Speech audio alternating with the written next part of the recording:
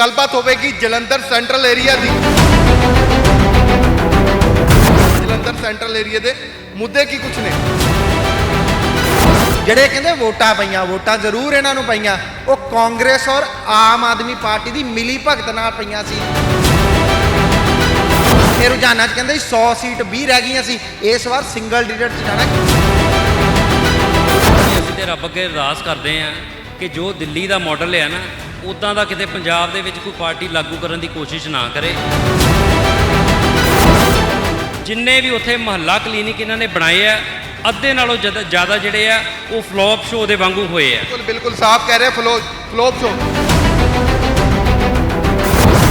ਅਗਰ ਇਹ flop show ਹੁੰਦਾ ਜਾਂ ਦਿੱਲੀ ਵਿੱਚ ਅਰਵਿੰਦ ਕੇਜਰੀਵਾਲ ਨੇ ਕੰਮ ਨਾ ਕੀਤਾ ਹੁੰਦਾ ਤੇ ਅਰਵਿੰਦ ਕੇਜਰੀਵਾਲ, ਇੱਕ ਮਿੰਟ ਮੇਰੇ ਵੀ, ਅਰਵਿੰਦ ਕੇਜਰੀਵਾਲ ਨੇ ਛਾਤੀ ਠੋਕ ਕੇ ਕਿਹਾ ਸੀ ਕਿ ਅਗਰ ਮੈਂ ਕੰਮ ਕੀਤਾ ਤੇ ਮੈਨੂੰ ਵੋਟਾਂ ਪਾਈਓ, ਵਰਨਾ ਨਾ ਪਾਈਓ। ਇਹ ਜਿਹੜੀ ਕਾਂਗਰਸ ਪਾਰਟੀ ਹੋ ਗਈ ਜਾਂ ਆਮ ਆਦਮੀ ਪਾਰਟੀ ਵਾਲੇ ਹੋ ਗਏ, ਕਿਉਂਕਿ ਇਹਨਾਂ ਦੇ ਕੋਲ ਹੋਰ ਕੋਈ ਮੁੱਦਾ ਨਹੀਂ ਸੀ। ਇਹਨਾਂ ਨੇ ਇਹਨਾਂ ਚੀਜ਼ਾਂ ਨੂੰ ਗੋਲ-ਮੋਲ ਕਰਕੇ ਜਿਹੜਾ ਜਨਤਾ ਦੇ ਅੱਗੇ ਪੇਸ਼ ਕੀਤਾ।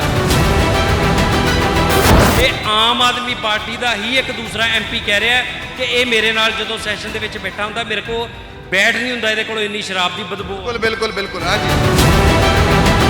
ਲੇਕਿਨ ਇਹਨਾਂ ਨੂੰ ਪੁੱਛਿਆ ਜਾਵੇ, ਹਰਿੰਦਰ ਸਿੰਘ ਖਾਲਸਾ ਇੰਨੀ ਗੱਲ ਕਹਿਣ ਤੋਂ ਬਾਅਦ ਬੀਜੇਪੀ ਜੁਆਇਨ ਕਿਉਂ ਕਰ ਗਏ ਉਸੇ ਦਿਨ? ਡਿਬੇਟ ਵਿੱਚ ਜ਼ਰੂਰ ਦਿਖਾਇਆ ਜਾਵੇ ਕਿ ਬੀਜੇਪੀ ਵਾਲਿਆਂ ਦੀ ਇਹ ਮੰਗ ਆ ਕਿ 1000 ਰੁਪਇਆ ਕਿਸੇ ਲੇਡੀਜ਼ ਨੂੰ ਨਾ ਦਿੱਤਾ ਜਾਵੇ। ਇਹ ਬੀਜੇਪੀ ਵਾਲੇ ਸ਼ੌਹਕਾਰ ਹੋ ਗਏ ਆ, ਕਿਉਂਕਿ ਇਹਨਾਂ ਨੂੰ 1000 ਰੁਪਏ ਦੀ ਅਹਿਮੀਅਤ ਨਹੀਂ ਪਤਾ। ਇੱਕ ਮਹੀਨੇ ਦੇ ਵਿੱਚ ਗਰੀਬਾਂ ਦੇ ਘਰਾਂ ਦੇ ਵਿੱਚ ਸਿਲੰਡਰ ਆ ਸਕਦਾ ਆ। ਕਿ ਇਹ ਆਪਣੇ ਤਾਂ ਘਰ ਸਾਂਭ ਨਹੀਂ ਸਕੇ, ਆਪਣਾ ਤਾਂ ਮਫਲਰ ਸਾਂਭ ਨਹੀਂ ਸਕੇ। ਕੇਜਰੀਵਾਲ ਜੀ ਖੰਘ ਕੇ ਜਦੋਂ ਇੱਥੇ ਆਉਂਦੇ ਆ ਇਲਾਜ ਕਰਾਉਣ, ਖੰਘ ਦਾ ਇਲਾਜ ਆਉਂਦੇ ਆ ਇਹ ਪੰਜਾਬ 'ਚ। ਖੰਘ ਉਹਨਾਂ ਦੀ ਦਿੱਲੀ ਠੀਕ ਨਹੀਂ ਹੁੰਦੀ, ਇਹ ਸਾਡੀ ਖੰਘ ਕੀ ਠੀਕ ਕਰੂਗਾ? ਇੱਕ ਗੱਲ ਕਵਾਂਗੇ, ਬੀਜੇਪੀ ਵਾਲਿਆਂ 'ਚ ਬੀਜੇਪੀ ਨਹੀਂ ਬੋਲਦੀ, ਇਹਨਾਂ 'ਚ ਇਹਨਾਂ ਦਾ ਕੈਪਟਨ ਬੋਲਦਾ। 4.5 ਸਾਲ ਸਮਝ ਇਹਨਾਂ ਨੂੰ ਆ ਨਹੀਂ ਰਹੀ। ਕੈਪਟਨ ਨੂੰ ਇਹਨਾਂ ਨੇ ਲੈ ਲਿਆ, ਠੱਗ ਲਿੱਤਾ। 4.5 ਸਾਲ ਕੈਪਟਨ ਨੇ, ਉਹਨੂੰ ਇਹਨਾਂ ਨੇ ਝੋਲੀ ਪਾ ਕੇ ਹੁਣ ਫਿਰ ਦੁਬਾਰਾ ਲੁੱਟਣ ਦੀਆਂ ਗੱਲਾਂ।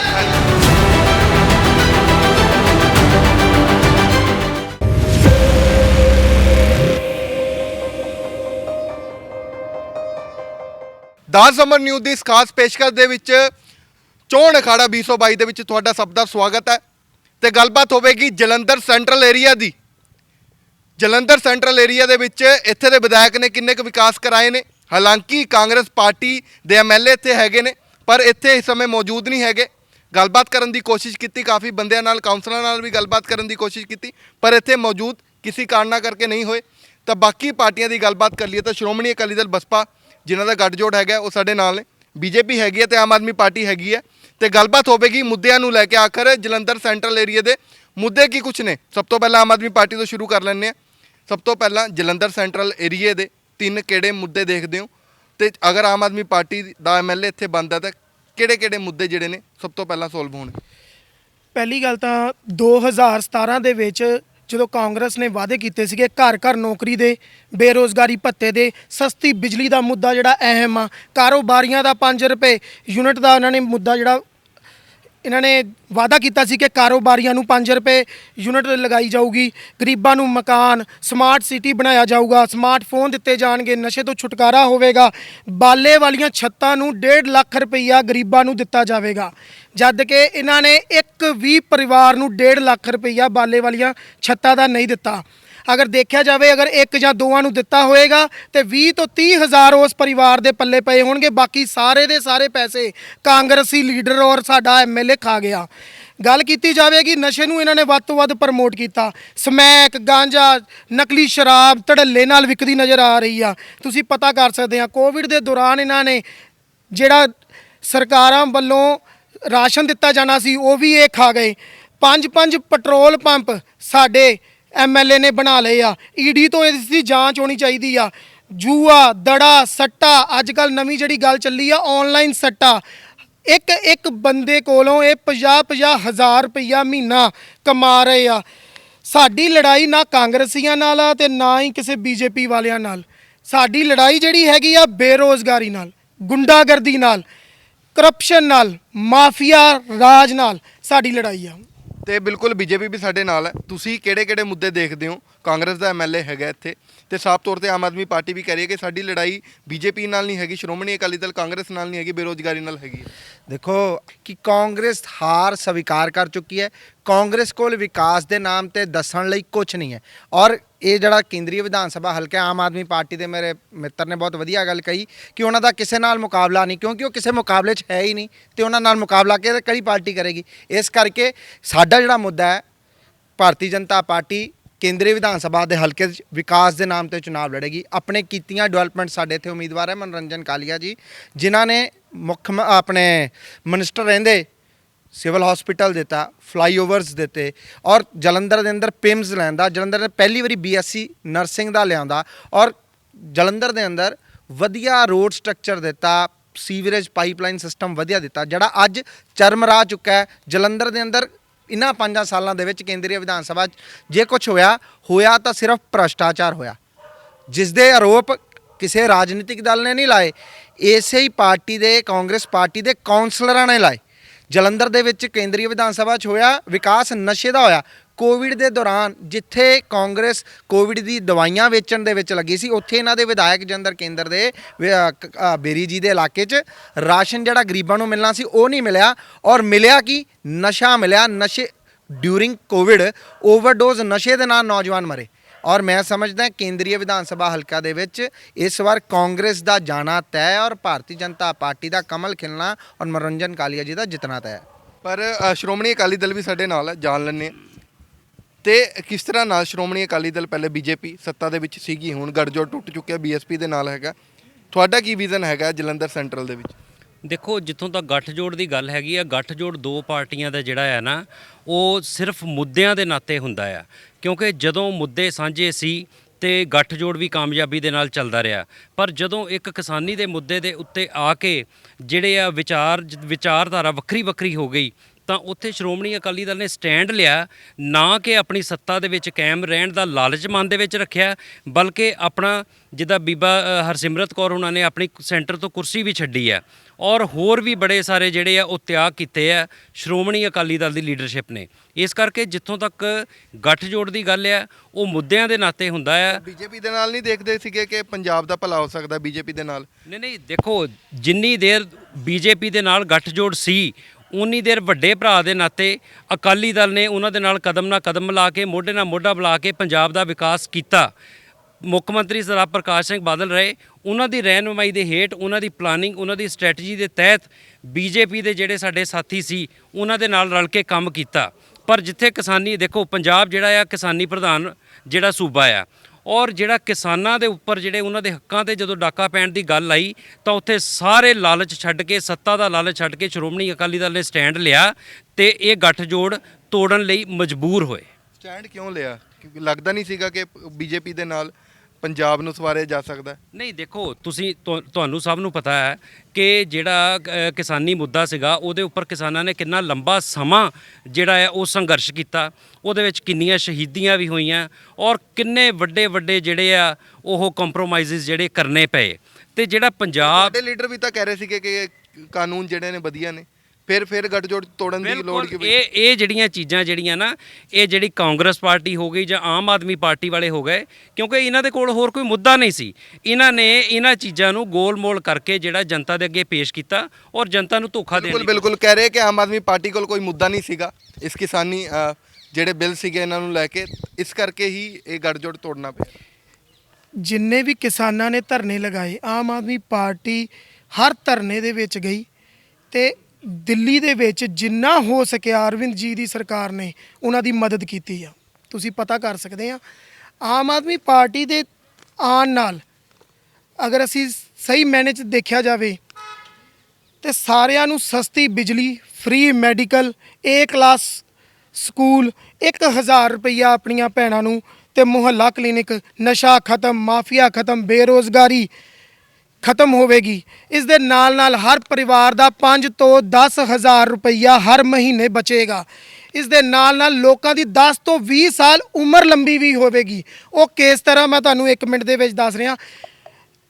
ਆਪਣੇ ਪੰਜਾਬ ਵਿੱਚ ਜਿਹੜੀ ਮੈਡੀਕਲ ਚੈੱਕਅਪ ਲਈ ਅਸੀਂ ਜਾਂਦੇ ਆ ਉਹ ਸਭ ਤੋਂ ਮਹਿੰਗਾ ਪੰਜਾਬ ਦੇ ਵਿੱਚ ਆ, ਜਦ ਕਿ ਦਿੱਲੀ ਦੇ ਵਿੱਚ ਤੁਸੀਂ ਪਤਾ ਕਰ ਲਓ ਕਿ ਫ੍ਰੀ ਮੈਡੀਕਲ ਚੈੱਕਅਪ ਹੁੰਦੇ ਹਨ। ਜੇ ਸਹੀ ਟਾਈਮ ਤੇ ਹਰ ਇੱਕ ਨੂੰ ਇਹ ਪਤਾ ਲੱਗ ਜਾਵੇ ਕਿ ਸਾਨੂੰ ਕੀ ਬਿਮਾਰੀ ਆ, ਕੀ ਪ੍ਰੋਬਲਮ ਆ, ਤੇ ਉਸ ਦੀ ਸਹੀ ਟਾਈਮ ਤੇ ਅਗਰ ਇਲਾਜ ਸ਼ੁਰੂ ਹੋ ਜਾਵੇ ਤੇ ਕੋਈ ਵੀ ਇਨਸਾਨ 10 ਤੋਂ 20 ਸਾਲ ਜ਼ਿਆਦਾ ਉਮਰ ਜੀ ਸਕਦਾ ਹੈ। ਬਿਲਕੁਲ ਮੈਂ ਇੱਕ ਮਿੰਟ ਆਂਦਾ, ਸਾਫ ਤੌਰ ਤੇ ਆਮ ਆਦਮੀ ਪਾਰਟੀ ਕਹਿ ਰਹੀ ਹੈ ਕਿ ਅਗਰ ਦਿੱਲੀ ਵਾਲਾ ਮਾਡਲ ਪੰਜਾਬ ਦੇ ਵਿੱਚ ਆਂਦਾ ਤੇ 10 ਤੋਂ 15 ਸਾਲ ਉਮਰ ਲੰਬੀ ਹੋ ਸਕਦੀ ਹੈ ਇੱਥੇ ਦੇ ਲੋਕਾਂ ਦੀ। ਤੁਹਾਡੇ ਇਸ ਚੈਨਲ ਨੂੰ ਦੇਸ਼ ਦੁਨੀਆ 'ਚ ਬੈਠੇ ਸਰੋਤੇ ਦੇਖ ਰਹੇ ਆ, ਇਹ ਦਿੱਲੀ ਦਾ ਕਿਹੜਾ ਮਾਡਲ ਲਿਆਉਣਾ ਚਾਹੁੰਦੇ ਆ? ਦਿੱਲੀ 'ਚ ਥੋੜੇ ਦਿਨ ਪਹਿਲਾਂ ਇੱਕ ਵਾਈਨ ਦਾ ਮਾਡਲ ਲੈ ਕੇ ਆਇਆ, 260 ਦੇ ਕਰੀਬ ਦੁਕਾਨਾਂ ਸੀਗੀਆਂ, ਅੱਜ 840 ਦੁਕਾਨਾਂ ਹੋ ਗਈਆਂ, ਹਰ ਵਾਰਡ 'ਚ 4-4 ਦੁਕਾਨਾਂ। ਉਹਦੇ 'ਚ ਫੈਸਿਲਿਟੀਆਂ ਕੀ ਦਿੱਤੀਆਂ?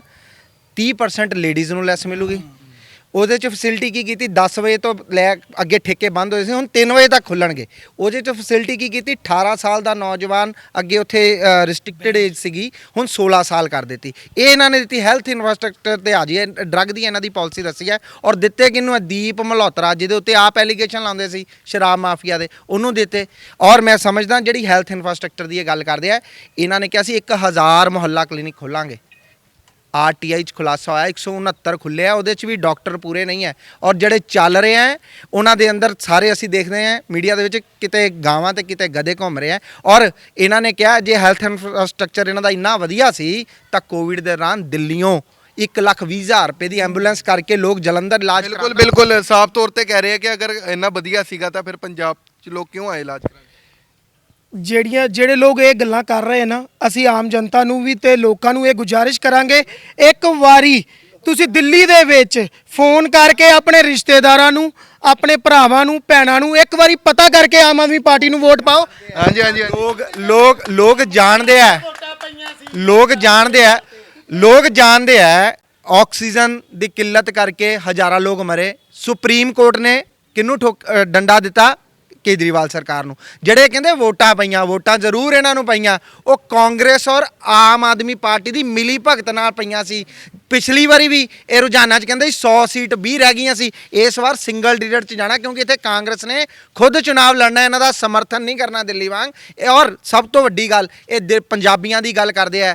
ਕੇਜਰੀਵਾਲ ਜੀ ਜਦੋਂ ਪੰਜਾਬ 'ਚ ਆਉਂਦੇ ਆ, ਪੰਜਾਬੀਆਂ ਨੂੰ ਆਪਣਾ ਭਰਾ ਦੱਸਦੇ, ਭਾਈ ਦੱਸਦੇ ਆ, ਪਰ ਜਦੋਂ ਦਿੱਲੀ 'ਚ ਜਾਂਦੇ ਹੋ ਨਾ, ਪੰਜਾਬੀਆਂ ਦੇ ਖਿਲਾਫ ਕੋਰਟ 'ਚ ਐਫੀਡੇਵਿਟ ਦਿੰਦੇ ਆ ਕਿ ਜਿਹੜਾ ਦਿੱਲੀ 'ਚ ਧੂੰਆਂ ਆ ਰਿਹਾ ਉਹ ਪੰਜਾਬੀਆਂ ਕਰਕੇ ਆ ਰਿਹਾ। ਇਹ ਇਹਨਾਂ ਦੀ ਜਿਹੜੀ ਦੋਹਰੀ ਮਾਨਸਿਕਤਾ ਹੈ ਉਹ ਪੰਜਾਬ ਦੇ ਲੋਕ ਜਾਣ ਚੁੱਕੇ ਆ।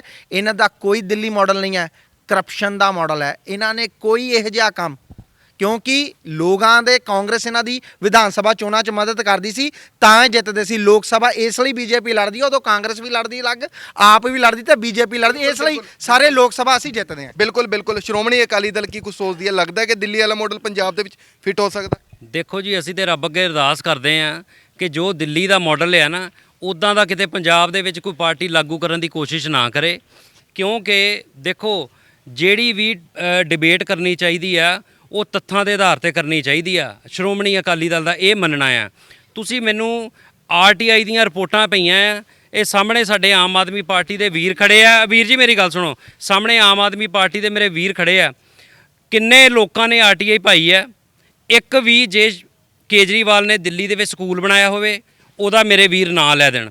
ਇੱਕ ਵੀ ਜੇ ਕਾਲਜ ਬਣਾਇਆ ਹੋਵੇ ਉਹਦਾ ਨਾਂ ਲੈ ਲੈਣ।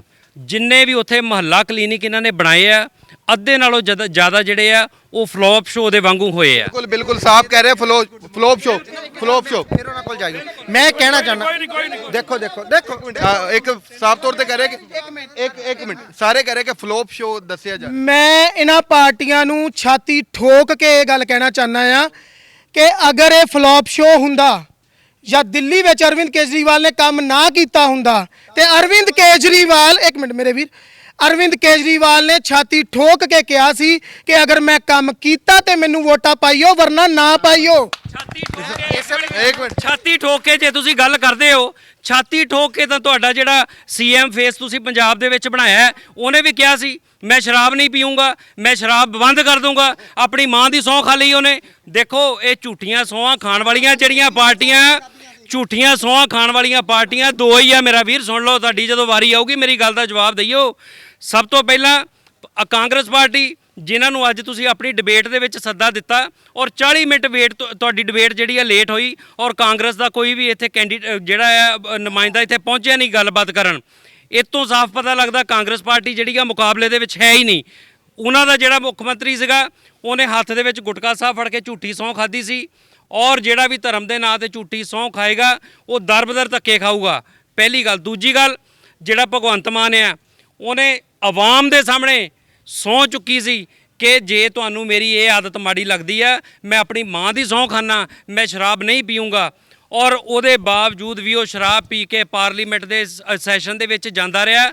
ਔਰ ਤੁਹਾਡੀ ਪਾਰਟੀ ਦੇ ਜਿਹੜੇ ਦੂਸਰੇ MP ਉਹਨਾਂ ਦੇ ਨਾਲ ਬਹਿੰਦੇ ਸੀ ਖਾਲਸਾ ਜੀ, ਉਹਨਾਂ ਨੇ ਮੀਡੀਆ ਦੇ ਵਿੱਚ, ਦੇਖੋ ਇਹ ਅਕਾਲੀ ਦਲ ਨਹੀਂ ਕਹਿ ਰਿਹਾ, ਨਾ ਹੀ BJP ਕਹਿ ਰਹੀ ਆ, ਇਹ ਆਮ ਆਦਮੀ ਪਾਰਟੀ ਦਾ ਹੀ ਇੱਕ ਦੂਸਰਾ MP ਕਹਿ ਰਿਹਾ ਕਿ ਇਹ ਮੇਰੇ ਨਾਲ ਜਦੋਂ ਸੈਸ਼ਨ ਦੇ ਵਿੱਚ ਬੈਠਾ ਹੁੰਦਾ ਮੇਰੇ ਕੋ ਬੈਠ ਨਹੀਂ ਹੁੰਦਾ, ਇਹਦੇ ਕੋਲੋਂ ਇੰਨੀ ਸ਼ਰਾਬ ਦੀ ਬਦਬੂ। ਬਿਲਕੁਲ ਬਿਲਕੁਲ ਬਿਲਕੁਲ, ਹਾਂਜੀ। ਇਹ ਜਿਹੜੀ ਸ਼ਰਾਬ ਦੀ ਗੱਲ ਕਰ ਰਹੇ ਆ, ਪੰਜਾਬ ਦੇ ਵਿੱਚ ਇਹਨਾਂ ਦੇ ਸਾਥੀਆਂ ਨੇ ਜਾਂ ਕਾਂਗਰਸ ਨੇ ਮਿਲ ਕੇ ਨਕਲੀ ਸ਼ਰਾਬ ਵੇਚ ਕੇ ਹਾਂਜੀ ਹਾਂਜੀ MP ਇਹਨਾਂ ਦਾ ਲਿਖ ਕੇ ਉਹ ਦੇ ਰਿਹਾ ਲੋਕ ਸਭਾ 'ਚ, ਜੋ ਇਲਜ਼ਾਮ ਲਾ ਰਿਹਾ BJP ਦੇ, ਕਾਂਗਰਸ ਤੇ ਜਾਂ ਅਕਾਲੀ ਦਲ ਤੇ, ਮੁੱਦੇ ਤੇ ਰਹੋ। ਔਰ ਮੈਂ ਇਹ ਗੱਲ ਕਹਿਣਾ ਚਾਹਣਾ ਹੈ, ਪੰਜਾਬ ਦੀ ਗੱਲ ਕਰਨੇ, ਅਸੀਂ ਕਹਿੰਦੇ ਆ ਤੁਸੀਂ ਦਿਲ ਇੱਕ ਇੰਡਸਟਰੀ ਜਿਹੜੀ ਇਹਨਾਂ ਨੇ ਸ਼ੁਰੂ ਕੀਤੀ ਦਿੱਲੀ ਦੇ ਵਿੱਚ, ਉਹਦਾ ਨਾਮ ਦੱਸਣ।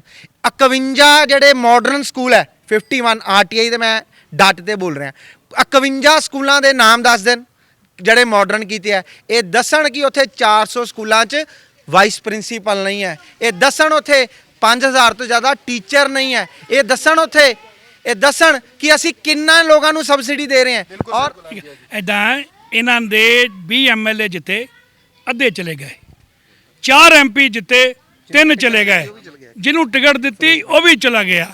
ਮਤਲਬ ਕਿ ਇਹ ਆਪਣੇ ਤਾਂ ਘਰ ਸਾਂਭ ਨਹੀਂ ਸਕੇ, ਆਪਣਾ ਤਾਂ ਬਫਲਰ ਸਾਂਭ ਨਹੀਂ ਸਕੇ ਕੇਜਰੀਵਾਲ ਜੀ, ਖੰਘ ਕੇ ਜਦੋਂ ਇੱਥੇ ਆਉਂਦੇ ਆ ਇਲਾਜ ਕਰਾਉਣ, ਖੰਘ ਦਾ ਇਲਾਜ ਆਉਂਦੇ ਆ ਇਹ ਪੰਜਾਬ 'ਚ।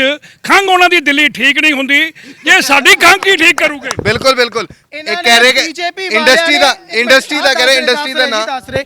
BJP ਵਾਲਿਆਂ ਨੇ ਹਰਿੰਦਰ ਸਿੰਘ ਖਾਲਸਾ ਜੋ MP ਆਮ ਆਦਮੀ ਪਾਰਟੀ ਤੋਂ ਰਹੇ ਆ ਫਤਿਹਗੜ੍ਹ ਸਾਹਿਬ ਤੋਂ, ਉਹਨਾਂ ਦੇ ਬਾਰੇ ਗੱਲ ਕਹੀ ਆ, ਤੇ ਤੁਸੀਂ ਇਹ ਵੀ ਜਾਣਦੇ ਆ ਕਿ ਉਹਨਾਂ ਇਹ ਕਹਿ ਰਹੇ ਆ ਜੀ ਆਪਣੇ ਭਗਵੰਤ ਮਾਨ ਤੇ ਉਹਨਾਂ ਨੇ ਇਲਜ਼ਾਮ ਲਗਾਇਆ ਕਿ दारू ਪੀ ਕੇ ਸਾਡੇ ਕੋਲ ਬੈਠੇ ਆ, ਇਹਨਾਂ ਦਾ ਇਹ ਇਲਜ਼ਾਮ ਆ। ਲੇਕਿਨ ਇਹਨਾਂ ਨੂੰ ਪੁੱਛਿਆ ਜਾਵੇ, ਹਰਿੰਦਰ ਸਿੰਘ ਖਾਲਸਾ ਇੰਨੀ ਗੱਲ ਕਹਿਣ ਤੋਂ ਬਾਅਦ BJP ਜੁਆਇਨ ਕਿਉਂ ਕਰ ਗਏ ਉਸੇ ਦਿਨ?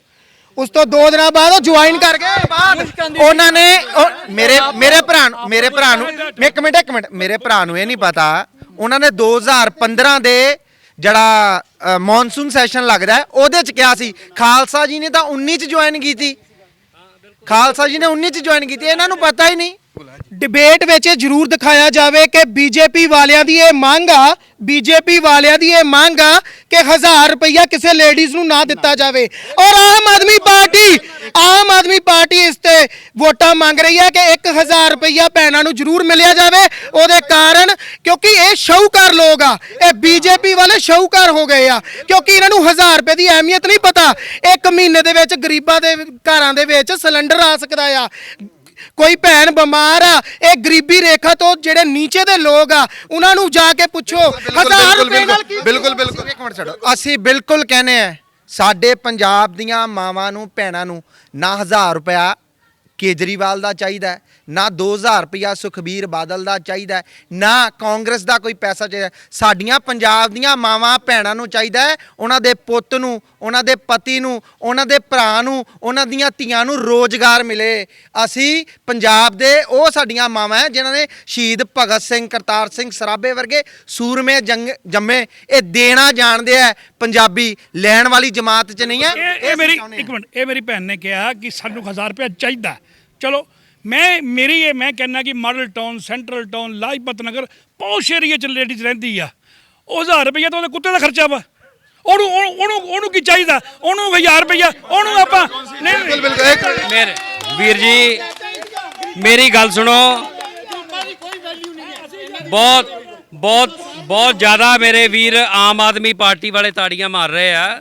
ਦੇਖੋ ਮੈਂ ਤੁਹਾਨੂੰ ਵੀ ਬੇਨਤੀ ਕਰਦਾ ਕਿ ਤੁਸੀਂ ਜਿਹੜੀ ਵੀਰ ਜੀ ਮੇਰੀ ਗੱਲ ਸੁਣੋ, ਤੁਹਾਡੀ ਜਦੋਂ ਵਾਰੀ ਆਊਗੀ ਬੋਲਿਓ। ਦੇਖੋ ਤੁਸੀਂ ਡਿਬੇਟ ਜਿਹੜੀ ਹੈ ਸੈਂਟਰ ਹਲਕੇ ਦੇ ਵਿੱਚ ਰੱਖੀ ਹੈ, ਔਰ ਜਿਹੜੇ ਪੰਜਾਬ ਲੈਵਲ ਦੇ ਮੁੱਦੇ ਆ ਤੁਸੀਂ ਉਹਨਾਂ ਦੇ ਉੱਪਰ ਤਿੰਨਾਂ ਪਾਰਟੀਆਂ ਦੀ ਰਾਏ ਲੈ ਲਈ ਹੈ। ਚਲੋ ਕਾਂਗਰਸ ਵਾਲੇ ਤੇ ਅੱਜ ਮੇਰਾ ਖਿਆਲ ਮੀਡੀਆ ਦੇ ਅੱਗੇ ਮੂੰਹ ਦਿਖਾਉਣ ਜੋਗੇ ਨਹੀਂ ਰਹੇ ਜਿਹੜਾ ਇੱਥੇ ਪਹੁੰਚੇ ਨੇਗੇ, ਪਰ ਮੇਰੀ ਤੁਹਾਨੂੰ ਬੇਨਤੀ ਆ ਕਿ ਸੈਂਟਰ ਹਲਕੇ ਦੇ ਮੁੱਦਿਆਂ ਤੇ ਵੀ ਥੋੜੀ ਚਰਚਾ ਕਰ ਲਈ ਜਾਵੇ, ਕਿਉਂਕਿ ਮੈਂ ਹੁਣ ਕਿਉਂਕਿ ਕਾਂਗਰਸ ਦਾ ਕੋਈ ਵੀ ਇੱਥੇ ਨੁਮਾਇੰਦਾ ਆਇਆ ਨਹੀਂ, ਮੈਂ ਤੁਹਾਡੇ ਮਾਧਿਅਮ ਤੋਂ ਕਾਂਗਰਸ ਵਾਲੇ ਜਿਹੜੇ ਹੈਗੇ ਆ, ਜਿਨ੍ਹਾਂ ਨੇ ਇੱਥੇ 5 ਸਾਲ ਹੁਣ ਰਾਜ ਕਰਕੇ ਚੱਲੇ ਆ, ਜਿਨ੍ਹਾਂ ਨੂੰ ਹੁਣ ਲੋਕਾਂ ਨੇ ਪਰੇ ਕਰ ਦਿੱਤਾ, ਉਹਨਾਂ ਨੇ ਆਉਣਾ ਨਹੀਂ ਅੱਗੇ, ਮੈਂ ਉਹਨਾਂ ਤੋਂ ਇੱਕ ਗੱਲ ਪੁੱਛਣੀ ਚਾਹੁੰਦਾ, ਸਿਰਫ ਇਹੀ 5 ਸਾਲ ਨਹੀਂ, ਜਿੰਨਾ ਵੀ ਪਿੱਛੇ ਜਿਹੜਾ ਤੁਸੀਂ ਰਿਕਾਰਡ ਕੱਢ ਕੇ ਦੇਖ ਲਓ, ਸਭ ਤੋਂ ਜ਼ਿਆਦਾ ਸਮਾਂ ਜਿਹੜਾ ਆ ਕਾਂਗਰਸ ਪਾਰਟੀ ਨੇ ਰਾਜ ਕੀਤਾ ਪੰਜਾਬ ਦੇ ਵਿੱਚ। ਔਰ ਜੇ ਆਪਾਂ ਜਲੰਧਰ ਕੱਲੇ ਦੀ ਗੱਲ ਕਰੀਏ ਜਾਂ ਜਲੰਧਰ ਸੈਂਟਰਲ ਦੀ ਗੱਲ ਕਰੀਏ, ਇੱਕ ਵੀ ਫਲਾਈਓਵਰ, ਇੱਕ ਵੀ ਹਸਪੀਟਲ, ਇੱਕ ਕੋਈ ਸਰਕਾਰੀ ਡਿਸਪੈਂਸਰੀ ਔਰ ਇਨਫਰਾਸਟ੍ਰਕਚਰ ਡਿਵੈਲਪਮੈਂਟ ਦੇ ਵਿੱਚ ਕੀ ਕਾਂਗਰਸ ਪਾਰਟੀ ਦਾ ਯੋਗਦਾਨ ਰਿਹਾ ਆ? ਚਲੋ ਇੱਕ ਸਵਾਲ ਇਹ ਦੱਸੋ ਕਿ ਬੀਜੇਪੀ ਕਹਿ ਰਹੀ ਹੈ ਕਿ 1000 ਰੁਪਏ ਨਹੀਂ ਚਾਹੀਦਾ ਪੰਜਾਬ ਦੇ ਲੋਕਾਂ ਨੂੰ, ਤੁਸੀਂ ਵੀ ਕਹਿ ਰਹੇ ਹੋ 2000 ਰੁਪਏ ਦੋਗੇ, ਕੀ ਕੁਝ ਸੋਚਦੇ ਹੋ ਉਸ ਬਾਰੇ? ਨਹੀਂ ਦੇਖੋ, ਇਹ ਬੀਜੇਪੀ ਦੀ ਆਪਣੀ ਰਾਏ ਹੋ ਸਕਦੀ ਆ, ਪਰ ਅਸੀਂ ਦੇਖੋ ਸਾਡੀ ਪਾਰਟੀ ਨੇ ਅਨਾਉਂਸ ਕੀਤਾ ਜਿਹੜਾ 2000 ਰੁਪਈਆ ਬੀਬੀਆਂ ਨੂੰ ਦੇਣਾ, ਔਰ ਉਹ ਇੱਕਦਮ ਇਦਾਂ ਹੀ ਸਿਰਫ ਵੋਟਾਂ ਹਥਿਆਉਣ ਦੇ ਵਾਸਤੇ ਅਨਾਉਂਸਮੈਂਟਸ ਨਹੀਂ ਹੋ ਜਾਂਦੀਆਂ, ਉਹਨਾਂ ਦੇ ਇੱਕ ਪੂਰਾ ਡਾਟਾ ਕਲੈਕਟ ਕੀਤਾ ਜਾਂਦਾ ਹੈ ਔਰ ਉਸ ਡਾਟਾ ਬੇਸ ਦੇ ਉੱਪਰ ਪਾਰਟੀ ਸਾਡੀ ਦੀ ਜਿਹੜੀ ਹੈ ਸਟ੍ਰੈਟਜੀ ਬਣਦੀ ਆ, ਕਿਉਂਕਿ ਅਕਾਲੀ ਦਲ ਦਾ ਅਲਾਈਅੰਸ ਜਿਹੜਾ ਇਸ ਵੇਲੇ ਬੀਐਸਪੀ ਦੇ ਨਾਲ ਹੈਗਾ। ਪਰ ਪਹਿਲੇ ਆਮ ਆਦਮੀ ਪਾਰਟੀ ਨੇ ਕਿਹਾ ਕਿ ਅਸੀਂ ਇੰਨੇ ਯੂਨਿਟਾਂ ਫ੍ਰੀ ਦੇ ਦਾਂਗੇ, ਫਿਰ ਅਕਾਲੀ ਦਲ ਕਹਿੰਦੀ ਹੈ ਅਸੀਂ ਉਸ ਤੋਂ ਵੀ ਡਬਲ ਦੇ ਦਾਂਗੇ। ਬਿਲਕੁਲ, ਦੇਖੋ ਮੈਂ ਤੁਹਾਨੂੰ ਮੈਂ ਦੇਖੋ ਜਿਹੜੀ ਸਭ ਤੋਂ ਪਹਿਲਾਂ ਮੈਂ ਗੱਲ ਕਹੀ ਆ ਕਿ ਸ਼੍ਰੋਮਣੀ ਅਕਾਲੀ ਦਲ ਦੀ ਜਿਹੜੀ ਲੀਡਰਸ਼ਿਪ ਹੈਗੀ ਆ, ਉਹ ਪਹਿਲਾਂ ਰੋਡ ਮੈਪ ਤਿਆਰ ਕਰਦੀ ਆ ਔਰ ਉਸ ਡਾਟਾ ਬੇਸ ਦੇ ਉੱਪਰ ਜਿਹੜੀਆਂ ਅਨਾਉਂਸਮੈਂਟਸ ਹੁੰਦੀਆਂ ਆ, ਇਹ ਜਿਹੜੇ ਆ ਇਹਨਾਂ ਦੀ ਜਿਹੜੀ ਲੀਡਰਸ਼ਿਪ ਆ, ਉਹ ਦਿੱਲੀ ਤੋਂ ਗੱਡੀਆਂ ਦੇ ਵਿੱਚ ਬੈਠ ਕੇ ਆਉਂਦੀ ਹੈ ਏਸੀ ਕਮਰੇ ਦੇ ਵਿੱਚੋਂ, ਇੱਥੇ ਆ ਕੇ ਅਨਾਉਂਸਮੈਂਟਾਂ ਕਰਕੇ ਚਲੇ ਜਾਂਦੀ ਆ। ਇਹਨਾਂ ਦੇ ਕੋਲ ਕੋਈ ਰੋਡ ਮੈਪ ਨਹੀਂ ਹੁੰਦਾ ਕਿੱਥੋਂ ਫੰਡਸ ਆਉਣਗੇ ਔਰ ਜਾਂ ਕਿਹੜੇ ਐਕਚੁਅਲ ਦੇ ਵਿੱਚ ਲੋੜਵੰਦ ਹੈਗੇ। ਬਿਲਕੁਲ ਅਸੀਂ ਇਹਦੇ ਤੇ ਜ਼ਰੂਰ ਦੱਸਾਂਗੇ ਕਿੱਥੋਂ ਫੰਡਸ ਆਣਗੇ। ਅਸੀਂ ਬਾਰ-ਬਾਰ ਕਹਿ ਰਹੇ ਹਾਂ ਕਿ ਕਰਪਸ਼ਨ ਨੂੰ ਹਟਾਇਆ ਜਾਵੇਗਾ।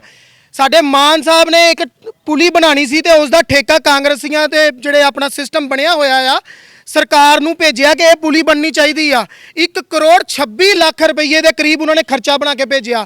ਜਦ ਮਾਨ ਸਾਹਿਬ ਨੇ ਕਿਸੇ ਨਾਲ ਗੱਲ ਕੀਤੀ ਤੇ ਸਿਰਫ 6 ਲੱਖ ਰੁਪਏ ਦੇ ਵਿੱਚ ਉਹ ਪੂਰਾ ਕਰਵਾਇਆ। ਮਾਨ ਸਾਹਿਬ ਨੇ ਦੱਸਿਆ। ਮੈਂ ਇਹਨਾਂ ਪਾਰਟੀਆਂ ਨੂੰ ਕਹਿਣਾ, ਮੈਂ ਤੁਹਾਨੂੰ ਆਪਣਾ ਏਜੰਡਾ ਦੱਸਦਾ, ਸਸਤੀ ਬਿਜਲੀ, free medical, A class school, 1000 ਰੁਪਇਆ ਹਰ ਮਹੀਨਾ ਆਪਣੀ ਭੈਣ ਨੂੰ, ਮਹੱਲਾ ਕਲੀਨਿਕ, ਨਸ਼ਾ ਖਤਮ, ਮਾਫੀਆ ਰਾਜ ਖਤਮ। ਅਸੀਂ ਦਿੱਲੀ ਦੀ ਤਰਜ਼ ਤੇ ਹੀ ਇਹ ਗੱਲ ਕਰ ਰਹੇ ਹਾਂ ਤੇ ਮੈਂ ਰਿਕੁਐਸਟ ਕਰਦਾ ਹਾਂ ਕਿ ਇਹ ਵੀ ਆਪਣਾ ਏਜੰਡਾ ਦੱਸਣ ਇੱਥੇ ਕੀ ਕਰਨਗੇ। ਉਹ ਕਹਿ ਰਹੇ ਕਿ ਇੰਡਸਟਰੀ ਦਾ ਨਾਂ ਦੱਸ ਦਿਓ, ਕਿਹੜੀ ਵੱਡੀ ਇੰਡਸਟਰੀ ਲਾਈ ਹੈ ਇਸ 5 ਸਾਲ ਦੇ ਵਿੱਚ ਦਿੱਲੀ ਦੇ ਵਿੱਚ ਜਿਹੜੀ ਬਿਲਕੁਲ ਇਹਨਾਂ ਨੇ ਦੱਸ ਹੀ ਨਹੀਂ ਪਾਣੀ ਇੰਡਸਟਰੀ। ਜੇ ਇੰਡਸਟਰੀ ਦੱਸ ਹੀ ਨਹੀਂ ਪਾਣੀ, ਇਹਨਾਂ ਨੇ ਸਕੂਲ ਕੋਈ ਨਵਾਂ ਖੋਲਿਆ ਦੱਸ ਨਹੀਂ ਪਾਣਾ, ਹਸਪੀਟਲ ਕੋਈ ਨਵਾਂ ਖੋਲਿਆ ਦੱਸ ਨਹੀਂ ਪਾਣਾ, ਕੋਈ ਮੈਡੀਕਲ ਕਾਲਜ ਨਵਾਂ ਖੋਲਿਆ ਦੱਸ ਨਹੀਂ ਪਾਣਾ। ਇਹਨਾਂ ਨੇ ਸਿਰਫ ਔਰ ਸਿਰਫ ਆਰੋਪ ਲਗਾਣੇ ਆ ਪੰਜਾਬ ਦੇ ਅੰਦਰ, ਦੋਸ਼ ਲਾ ਕੇ ਰਾਜਨੀਤੀ ਨਹੀਂ ਹੋਣੀ। ਪੰਜਾਬ ਨੂੰ ਵਿਜ਼ਨ ਦੇਣਾ ਪੈਣਾ। ਅਸੀਂ ਕਹਿੰਦੇ ਅਸੀਂ ਖੁਸ਼ਹਾਲ ਪੰਜਾਬ ਬਣਾਵਾਂਗੇ, ਅਸੀਂ ਪੰਜਾਬ ਦੀ ਇੰਡਸਟਰੀ ਨੂੰ ਬਚਾਵਾਂਗੇ, ਅਸੀਂ ਪੰਜਾਬ ਦੀ ਇੰਡਸਟਰੀ ਉਸ ਤਰਜ਼ ਤੇ ਲਿਆਵਾਂਗੇ ਜਿੱਦਾਂ ਹਿਮਾਚਲ, ਹਰਿਆਣਾ, ਯੂਪੀ, ਗੁਜਰਾਤ। ਪੰਜਾਬ ਦਾ ਇੰਡਸਟਰੀਲਿਸਟ ਉੱਥੇ ਨਹੀਂ ਜਾਏਗਾ, ਪੰਜਾਬ 'ਚ ਰਹਿ ਕੇ ਆਪਣੀ ਇੰਡਸਟਰੀ ਜਾਏਗਾ। ਅਸੀਂ ਬੇਰੋਜ਼ਗਾਰੀ ਦੂਰ ਕਰਾਂਗੇ, ਅਸੀਂ ਨੌਜਵਾਨਾਂ ਨੂੰ ਇੱਥੇ ਰਹਿ ਕੇ ਰੋਜ਼ਗਾਰ ਦੇ ਸਾਧਨ ਦੇਵਾਂਗੇ। ਇਹ ਸਾਰੀਆਂ ਪਾਰਟੀਆਂ ਫ੍ਰੀ ਦੱਸ ਰਹੀਆਂ, ਉਹ ਪੈਸਾ ਕਿੱਥੋਂ ਆਣਾ? ਉਹ ਪੈਸਾ ਉਦੋਂ ਹੀ ਆਣਾ ਜਦੋਂ ਇੰਡਸਟਰੀਲਿਸਟ ਇੱਥੇ ਕੰਮ ਕਰੇਗਾ, ਉਹ ਟੈਕਸ ਦੇਗਾ, ਉਹਦੇ ਨਾਲ ਸਬਸਿਡੀਆਂ ਜਾਣੀਆਂ। ਇੱਥੇ ਇੰਡਸਟਰੀਲਿਸਟ ਅੱਜ ਪੰਜਾਬ 'ਚ ਗਿਰ ਰਿਹਾ, ਦੁਕਾਨਦਾਰ ਦੀ ਆਮਦਨ ਘਟ ਰਹੀ ਹੈ, ਸੜਕ ਉੱਤੇ ਕੋਈ ਮਹਿਲਾ ਕੱਲੀ ਜਾ ਨਹੀਂ ਸਕਦੀ, ਲੁੱਟ ਖੋਹ, ਬੈਂਕ ਡਕੈਤੀ ਔਰ ਬੰਬਬਾਰੀ, ਗੋਲੀਬਾਰੀ ਹਰ ਰੋਜ਼ ਹੋ ਰਹੀ ਹੈ। ਪੰਜਾਬ ਦੇ ਮੁੱਦੇ ਇਹਦੇ ਤੇ ਲੜੇ ਜਾਣੇ ਆ। ਪਰ ਕਹਿ ਰਹੀ ਹੈ ਆਮ ਆਦਮੀ ਪਾਰਟੀ ਕਹਿ ਰਹੀ ਹੈ ਭਗਵੰਤ ਮਾਨ ਸੀਐਮ ਫੇਸ ਹੋਣਗੇ ਤਾਂ ਕਈ ਚੀਜ਼ਾਂ ਹੋਣਗੀਆਂ। ਲੱਗਦਾ ਤੁਹਾਨੂੰ ਲੱਗਦਾ ਦੀ ਘੋਸ਼ਣਾ ਹੀ ਝੂਠ ਤੇ ਫਰੇਬ ਨਾ ਹੋਈ ਹੈ, ਉਹ ਮਿੰਟ ਹੀ ਨਹੀਂ ਦੱਸ ਸਕੇ, ਨਾ ਕਾਂਗਰਸ ਨੂੰ, ਨਾ ਅਕਾਲੀ ਦਲ ਨੂੰ, ਨਾ ਬੀਜੇਪੀ ਨੂੰ। ਇਹ 22 ਲੱਖ ਕਾਲਾਂ ਕਹਿੰਦੇ ਆਈਆਂ, ਉਹ ਤਾਂ ਸਕਿੰਟਾਂ ਦੇ ਹਿਸਾਬ ਨਾਲ 22 ਲੱਖ ਨਹੀਂ ਬੰਦੇ ਸੀ। ਇਹ ਉਹੀ ਨਹੀਂ ਦੱਸ ਸਕੇ ਜਿੱਦਾਂ ਦਾ ਇਹਨਾਂ ਦਾ ਉਹਨੂੰ ਚੈਨ ਕਰਨ ਦਾ ਭਗਵੰਤ ਮਾਨ ਦਾ ਫਰੇਬ ਸੀਗਾ ਝੂਠ, ਉਦਾਂ ਹੀ ਝੂਠ ਇਲੈਕਸ਼ਨਾਂ ਜਾਣਾ ਸਿੰਗਲ ਡਿਜਿਟ 'ਚ। ਪਿਛਲੀ ਵਾਰ ਵੀ ਇਹ ਬਹੁਤ ਹਵਾ ਪੰਜਾਬ ਦੇ ਰੁਝਾਨ, ਕਾਂਗਰਸ ਦੀ ਸਰਕਾਰ 12 'ਚ ਕਾਂਗਰਸ ਦੀ ਸਰਕਾਰ ਬਣਾਉਣੀ ਸੀ, ਰੁਝਾਨ ਉਲਟਾ ਹੈ। 17 'ਚ ਇਹਨਾਂ ਦੀ ਸਰਕਾਰ ਬਣਾਉਣੀ ਸੀ, ਰੁਝਾਨ ਉਲਟਾ ਹੈ, 20 ਰਹਿ ਗਏ। ਇਹ ਜਿਹੜੇ ਹੁਣ 22 ਚ ਆਣੇ ਆ, ਇਹ ਸਿੰਗਲ ਡਿਜਿਟ 'ਚ ਰਹਿ ਜਾਣੇ ਆ। ਔਰ ਪੰਜਾਬ ਦੇ ਅੰਦਰ ਖੁਸ਼ਹਾਲ ਪੰਜਾਬ, ਨਵਾਂ ਪੰਜਾਬ ਅਸੀਂ ਤਰਕ ਨਾਲ ਨਹੀਂ ਸਬੂਤਾਂ ਨਾਲ ਦਿਖਾ ਕੇ ਪੰਜਾਬ 'ਚ ਬਣਾਵਾਂਗੇ। 2017 ਚ ਇਹਨਾਂ ਨੇ ਨਵਾਂ ਪੰਜਾਬ ਦਿਖਾ ਦਿੱਤਾ ਸੀ, ਜਦੋਂ ਦੋਨਾਂ ਦਾ ਗਠਬੰਧਨ ਸੀ, ਦੋਨਾਂ ਪਾਰਟੀਆਂ ਦਾ। ਮੈਂ ਪੁੱਛਣਾ ਚਾਹਨਾ, ਇੱਕ ਮਿੰਟ ਮੇਰਾ ਵੀਰ ਭੁੜਕੋ ਨਾ, ਹੋਲਡ ਔਨ ਮੇਰੇ ਵੀਰ, ਸੁਣਤਾ ਲਓ ਮੇਰੇ ਵੀਰ, ਸੁਣਤਾ ਲਓ ਪਹਿਲਾਂ। ਮੈਂ ਪੁੱਛਣਾ ਚਾਹਨਾ 2017 ਦੇ ਵਿੱਚ ਜਦੋਂ ਜਨਤਾ ਤਰਾਹੀ ਕਰ ਰਹੀ ਸੀ, ਸਭ ਤੋਂ ਵੱਡਾ ਮੁੱਦਾ ਨਸ਼ਿਆਂ ਦਾ ਸੀ।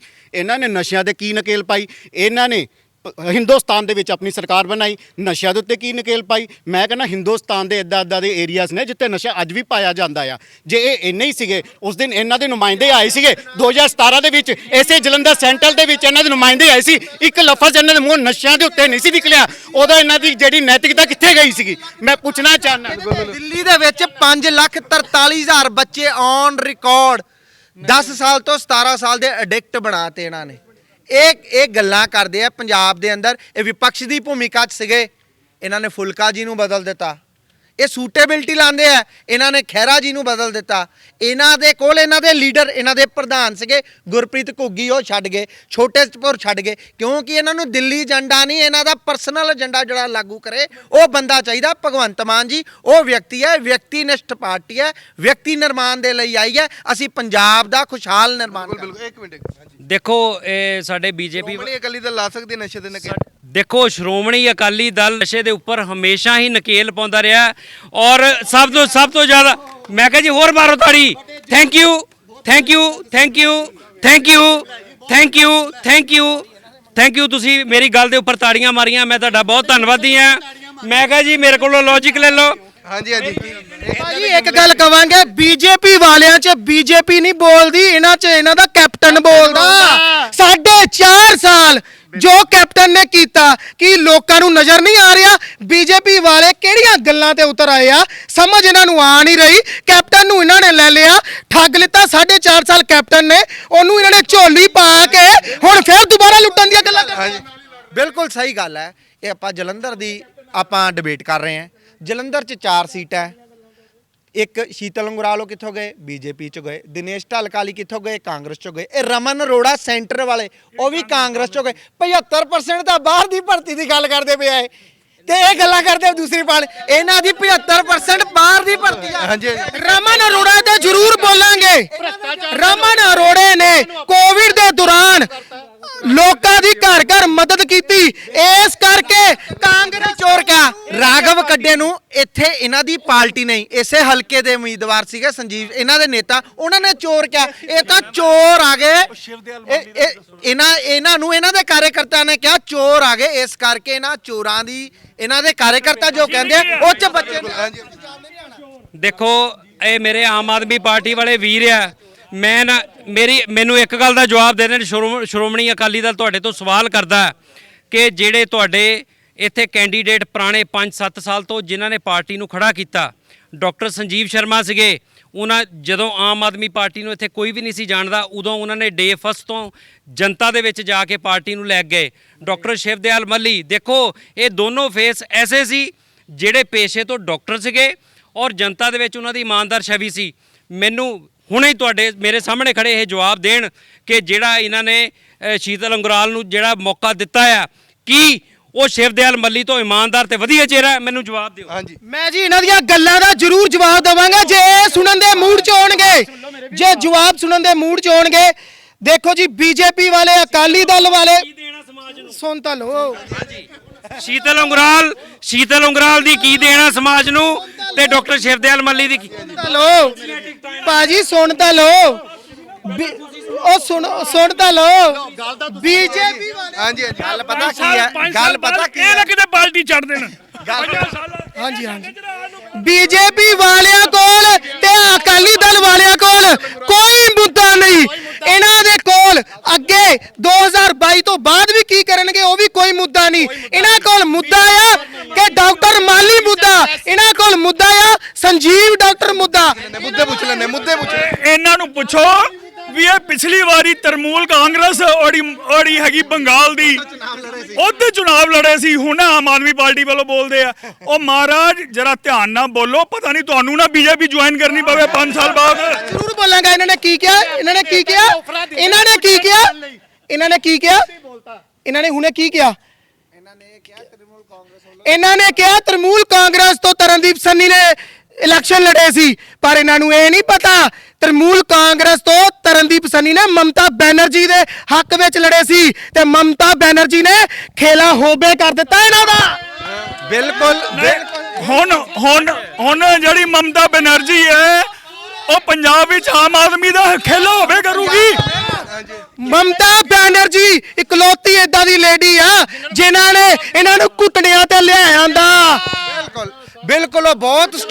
ਬਿਲਕੁਲ ਉਹ ਬਹੁਤ ਸਟਰੋਂਗ ਲੇਡੀ ਹੈ। ਉਹ ਬਿਲਕੁਲ ਸਟਰੋਂਗ ਲੇਡੀ ਹੈ, ਬਹੁਤ ਵਧੀਆ ਲੇਡੀ ਹੈ, ਤਾਂ ਹੀ ਮੇਰੇ ਭਰਾ ਨੇ ਉਹਦੀ ਪਾਰਟੀ ਛੱਡ ਦਿੱਤੀ। ਉਹ ਬਹੁਤ ਸਟਰੋਂਗ ਲੇਡੀ, ਹੁਣ ਸੁਣ ਲਓ ਨਾ, ਉਹ ਬਹੁਤ ਸਟਰੋਂਗ ਲੇਡੀ ਹੈ, ਬਹੁਤ ਵਧੀਆ ਲੇਡੀ ਹੈ।